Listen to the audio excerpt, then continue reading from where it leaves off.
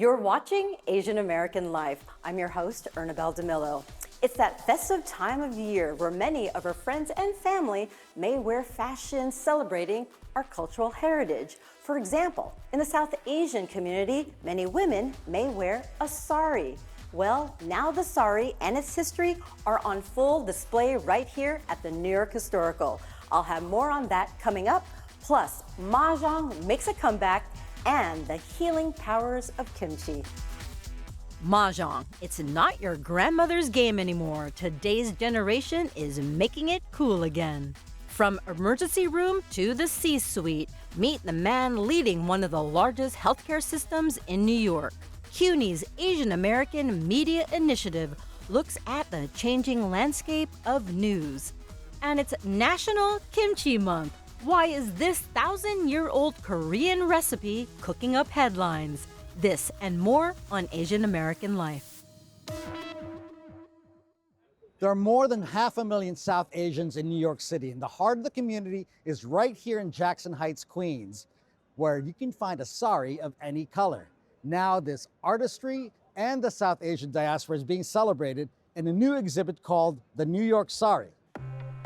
At the New York Historical, saris are on display to unfold the story of the South Asian community. A sari is a 6 to 9 yard single length of fabric that is draped around the body in many different ways. It originates in the Indian subcontinent, but through diaspora is worn all around the world, including here in New York. And so we can use the sari as a single object that can tell us so many different stories about community building and about identity and about the changing cultural fabric of New York City.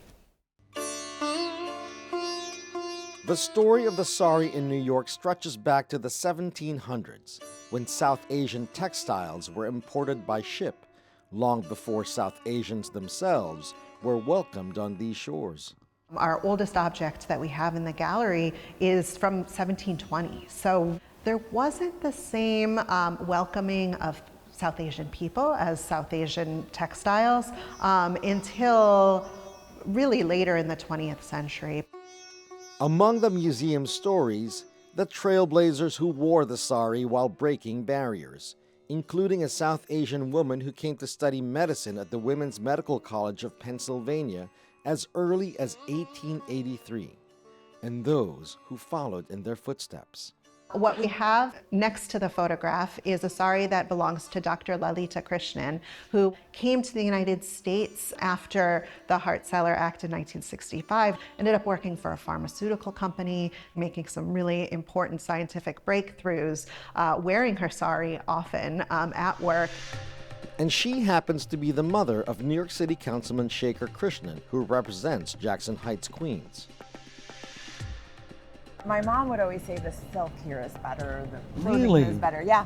So you'd come here. I'm really glad that this exists because now it's not just an Indian population that needs Indian clothing, right? If you're Right. going to an Indian wedding, like people, or You Diwali went or here. a party, or people want to dress up. All right, let's go in. All right, okay. Let me open the door.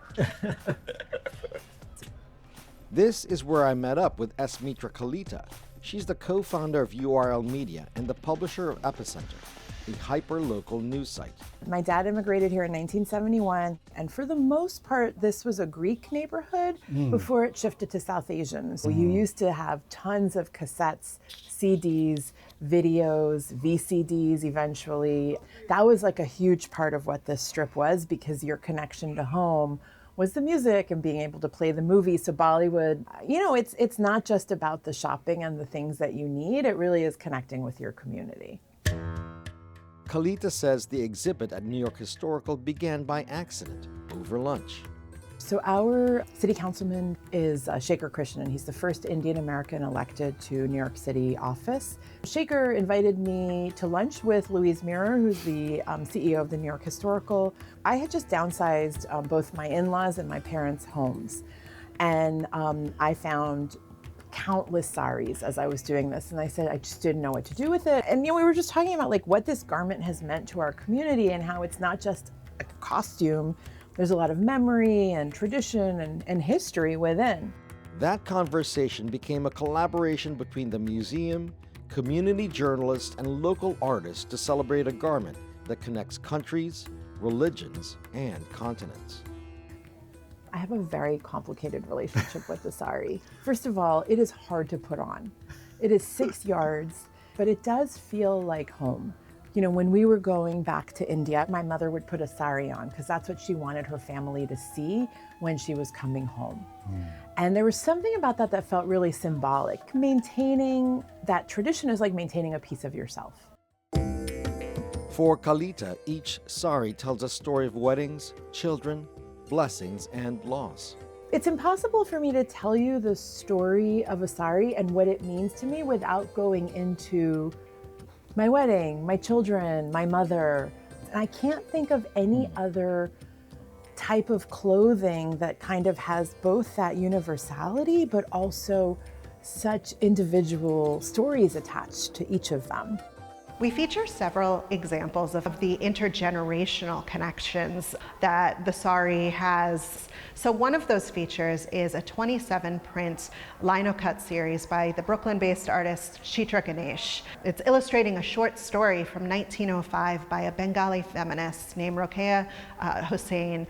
And the novel is called Sultana's Dream. It's a sort of feminist utopia, imagining a world without men.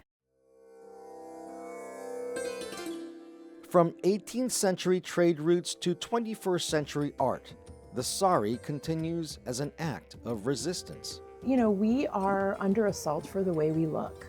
And Shahana Sen, who's a city councilwoman from Brooklyn, she's Bangladeshi, she describes the sari as a maximalist garment. And I thought, what better time than now when we're supposed to be shrinking ourselves for us to actually say, you know what, we're maximal people, right? We have 6 yards of cloth, sometimes 9 yards of cloth, super colorful, like bejeweled up the wazoo. You cannot hide us, right? We are here. And so I also am so proud of this exhibit because it just asserts that we are here, we've been here, and we will be here. The New York Sari exhibit at New York Historical is open through April 26, 2026. For Asian American Life, I'm Rainer Ramirez.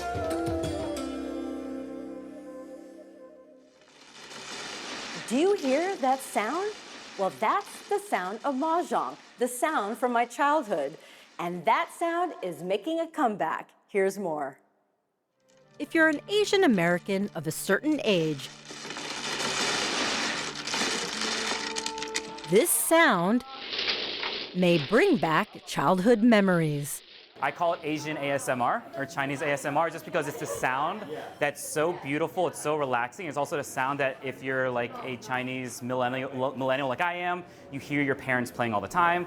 Once a sound coming from basements, back rooms, and the occasional Asian kitchens, now echoes across hotels, bars, and brunch tables. Mahjong is in the middle of a renaissance. Last year, there was a 179% increase in Mahjong events across the U.S., according to Eventbrite, a ticketing website. And Mahjong's popularity continues to grow. Randi Lee hosts a monthly Mahjong event at his Brooklyn restaurant, Leland Eating and Drinking House. It all started in 2021 when his family came to visit after the COVID lockdown. We hired a Mahjong master to have a private lesson for us to learn how to play, something that was going to connect us more to our roots and where we came from. That single event led to a monthly social. It's an ode to Leland Chin, Lee's great uncle and the restaurant's namesake, who enjoyed playing Mahjong with his family. I remember the chirping, the tiles tapping, knowing that we couldn't get into the room because if they would go downstairs with packs of cigarettes and you'd open up the room and there'd be a waft of smoke coming out of there. The tapping tiles is a memory many people of Asian descent have, whether you are Chinese, Japanese, or Filipino. It was my mom and my grandmother who kind of led that circle. So it would be a lot of my mom's coworkers and then my grandma's friends. They would come over, there'd be a big spread of food, and after eating, they would begin playing. And they would go late into the evening. I would go out and come back home at like 2 in the morning, and I would open the garage and they would still be in the garage, still mixing the tiles. These days, that sound from our childhood can be heard on any given Wednesday at Leland's popular Mahjong and dim sum afternoons, led by Mahjong master Lenny from the Green Tile Social Club. Today's lesson, in fact, is sold out. We're gonna play an open-handed game. So we're gonna break up into our 4 teams of 3, and then we're gonna play an open-handed game. Historians say the modern Mahjong we play today was born in 19th century China. It's been said that the Qing dynasty's Empress Dowager Cixi played Mahjong at the Summer Palace. When Mahjong came to the US in the 1920s, it was marketed as a game of the ancient royal Chinese court. Ironically, it was introduced during a time of heightened xenophobia and anti-Asian sentiment in the US. Marketers explicitly connected the game to this game of Confucius, game of the Mandarins, which was a Chinese court official, and explicitly said it was not a modern game, not a game connected to contemporary Chinese people or Chinese immigrants. And that was not true, but it worked. It became part of the widely held myth of its origins. Mahjong quickly spread across the U.S. Wealthy society women even dressed in Chinese costumes while playing. But it was the Jewish community who are credited for helping the game's widespread adoption. In 1937, a group of Jewish women founded the National Mahjong League, which standardized an American style of play. Today, it is young Asian Americans like Lenny who have helped to revitalize Mahjong while re-engaging with their Asian roots. And you got it! So... Says he grew up trying to hide his Asianness. Today, he reconnects with his family history by teaching the game of his parents, Hong Kong style. Hong Kong is the style that is the most, I guess, adopted around the U.S. because the first immigrants to the U.S. were from the harbor cities. So you think of Hong Kong, you think of Guangzhou, and those are the places that kind of made the Chinatowns, and that's where it kind of spread. Hollywood has also played a part in Mahjong's renaissance. My mom taught me how to play. She told me Mahjong would teach me important life skills. Maybe that sound, the clack of tiles, isn't just a game. Maybe it's a language, one our parents and their parents spoke to each other, and we're finally learning to listen. For Asian American Life, I'm Ernabelle DeMillo. I'm Kyung Yoon at Bellevue, America's oldest public hospital and a cornerstone of medical history, which made a different kind of history this year when Dr. Eric Wei became its CEO, the first Asian American to lead this iconic institution. This one of my favorite pictures of Kermit the Frog. Dr. Eric Wei may lead the nation's largest public hospital system, but a Muppet portrait in his office is a reminder of where he came from. Born in America as a son of Taiwanese immigrants, he was named Kermit, a name his parents thought sounded pleasantly American. When they later learned that their son might be teased, they changed it to Eric. This experience shaped Dr. Wei's empathy for immigrants and vulnerable people trying to navigate unfamiliar cultures and systems. That commitment is embedded in who he is and how he leads. It's also at the core of Bellevue's mission. The mission has been the same for the past 289 years, which is anyone who comes through the doors deserves high-quality, safe healthcare with a good experience, without exception. So we're not going to turn people away based off of the race, the language they speak, whether they're housed or unhoused, insurance status. Everyone deserves it. Founded in 1736 to care for yellow fever patients, Bellevue is the oldest public hospital in the United States and the flagship of New York City Health Hospitals, the largest municipal health system in the country. As CEO, Dr. Wei oversees 11 hospitals, dozens of clinics, and care for more than 1 million New Yorkers every year. And through every infectious disease crisis, through every natural disaster crisis, over the past 289 years, Bellevue has been at the center as an anchor, helping New York City respond to and recover from that. And so there's examples of Ebola, HIV, AIDS, most recently COVID. Walking through the halls of Bellevue with Dr. Wei, it becomes clear this is not a CEO tucked away in the corner office with his head in the clouds of administration. He's hands-on, grounded, and close to the action. Are they just like doing the cue where it's like substance? Trained in emergency medicine, Dr. Wei insists on doing a shift in Bellevue's emergency department every week. I'm just focused on the patients in front of me, teaching the residents, teaching the medical students, working with our APPs. It is refreshing in a way of like, this is why I got into medicine in the first place. It works both directions. I can't transform into an out-of-touch bureaucrat if I'm still seeing patients and still attached to the clinical piece. Before his appointment as CEO, Dr. Wei served as Senior Vice President and Chief Quality Officer for New York City Health Hospitals, where he helped design programs not just for the patients, but for those who care for them. In 2018, he launched Helping Healers Heal, a peer support initiative for healthcare workers facing trauma and burnout. During the pandemic, it became a lifeline for thousands. The people who choose to work at Bellevue, it's not because of money, it's not because of prestige, it's because of the mission. I want people to say, take me to Bellevue, not just when you're in a bad trauma, but you're choosing to go to Bellevue.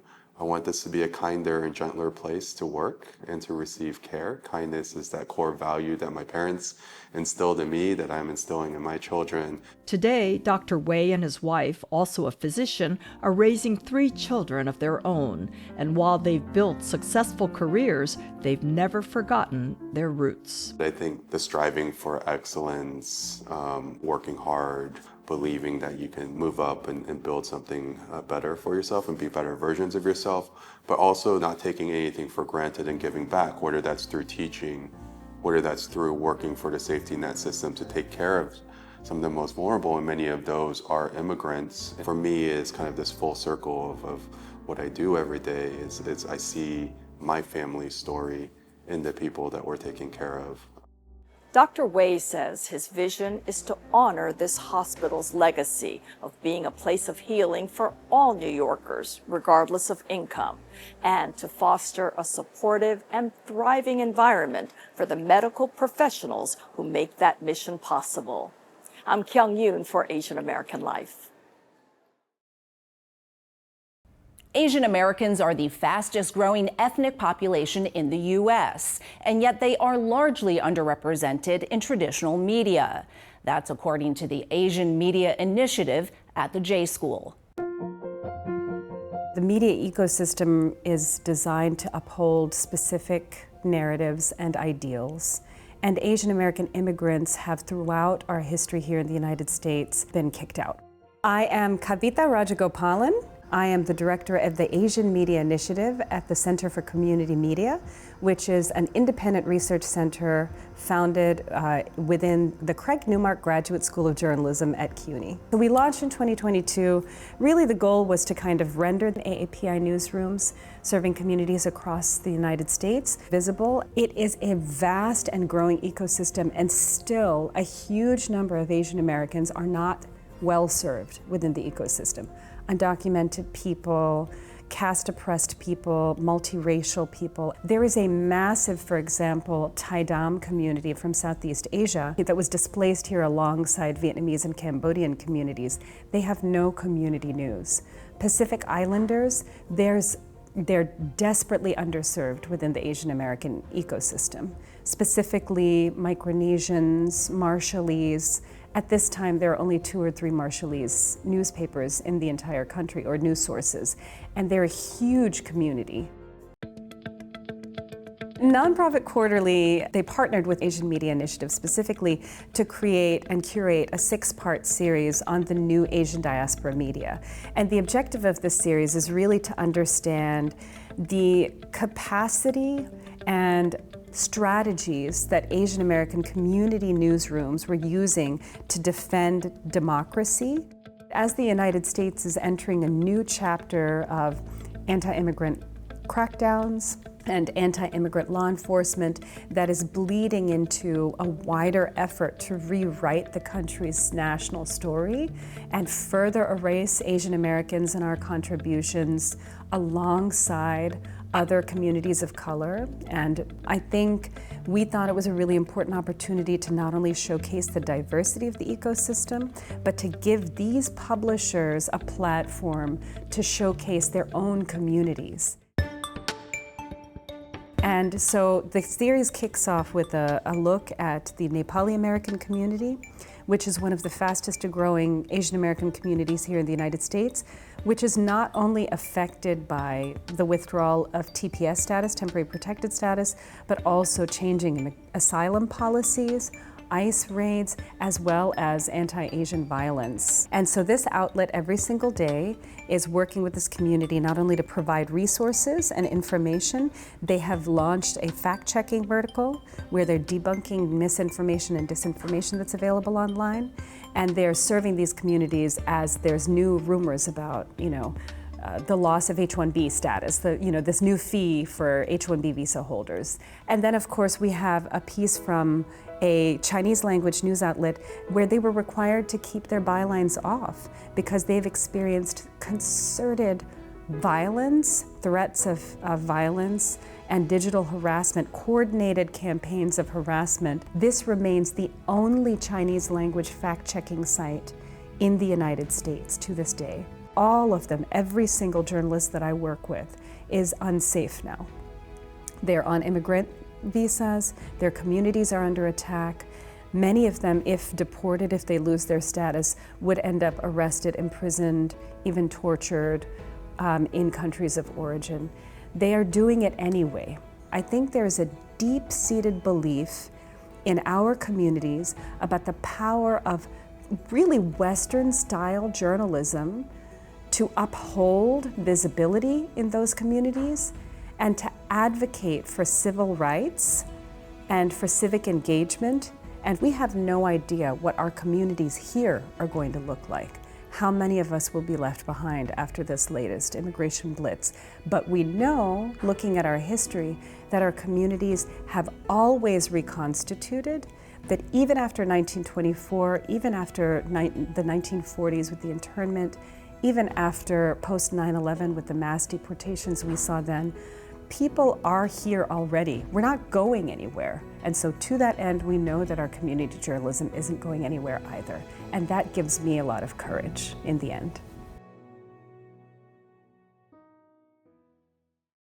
The pride and joy of Korean culture is kimchi. And what you see happening here at the Korean American Family Service Center in Queens, New York is a kimjang. This is a communal kimchi making event that's been a tradition for thousands of years. I love kimchi! From the Seoul Kimchi Festival, where kimchi is made for charity every November, to sister festivals from Sydney to London, thousands around the world have put their hearts and hands into Korea's national dish. You missed a spot. Before all that hype, though, kimchi and kimjang was, first and foremost, a collective act of care and concern. These high school volunteers are making batches of kimchi for survivors of abuse in New York. A lot of our clients are immigrants, so they bring their culture with them. A lot of them are in financial distress, so this is a way for us to give back to the community. That's because no Korean meal is complete without the spicy, tangy crunch of kimchi. It can be made with radishes, cucumbers, scallions, even mustard leaves. The most popular kind is pechu, or cabbage kimchi. Before commercialization and technology made kimchi widely available, kimchi was made at home or in the village. The practice handed down for centuries by doing and not writing recipes down. This is why UNESCO designated kimchi and kimjang, the communal act of making kimchi, an intangible cultural heritage of humanity for South Korea in 2013. That's when this UNESCO video was posted. It's recognition of a traditional knowledge, skill, or practice that represents a culture that's passed down through generations. It's actually ritual, almost, and it's a Korean version of Thanksgiving. Ryan Kim of Kimchi Market in New York City imports artisanal Korean pantry items. This kimchi seasoning block is one of them, a single-step alternative to the multiple-step process of preparing ingredients to make kimchi.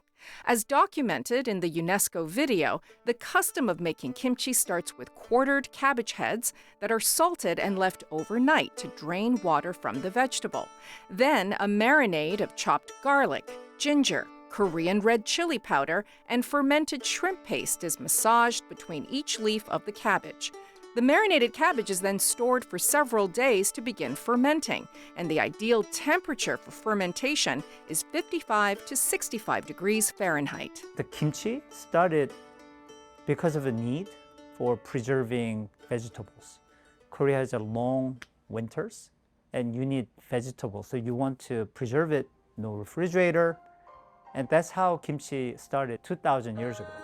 The oldest known text about Korea's Three Kingdoms period is the Samguk Sagi. This 50-book collection, finished in the 12th century, refers to the Goguryeo kingdom's practice of fermenting vegetables. This scholarly work also refers to the pottery that made successful fermentation possible, the ongi pottery that's still used today by traditionalists to ferment kimchi the way Koreans did centuries ago. This is the oldest known depiction of ongi from 1781. Stored in crocks buried underground, following the traditional way, this kimchi will ripen through the magical process of fermentation.